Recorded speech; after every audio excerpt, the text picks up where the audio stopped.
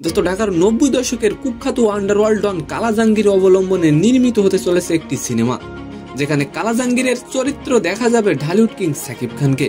দোস্ত আর তার বিপরীতে থাকছে বলিউডের গ্লোবাল আইকন প্রিয়াঙ্কা চোপড়া। এমনই গুঞ্জনে ইতিমধ্যেই তোলপাড় সিনে দুনিয়া।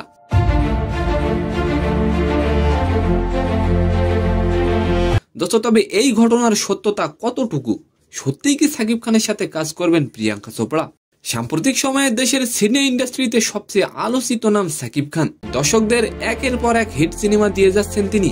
দোস্ত আর এরই ধারাবাহিকতায় নতুন cinema once upon A time in Dhaka সিনেমায় কাজ করতে যাচ্ছেন শাকিব খান।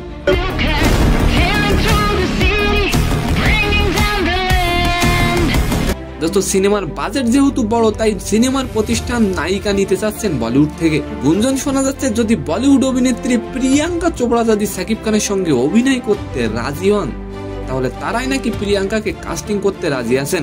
দোস্ত তবে এই বিষয়টি এখনো গুঞ্জন। যদি এটি সত্যি হয় তবে এটি হবে বাংলা সিনেমার ইতিহাসের একটি বড় চমক। দোস্ত 2026 সালের ঈদ উল ফিতরে মুক্তি পাবে শাকিব খানের এই সিনেমাটি। তো সম্মানিত দর্শক, আজকের ভিডিওটি কেমন লাগলো অবশ্যই কমেন্ট বক্সে জানাবেন।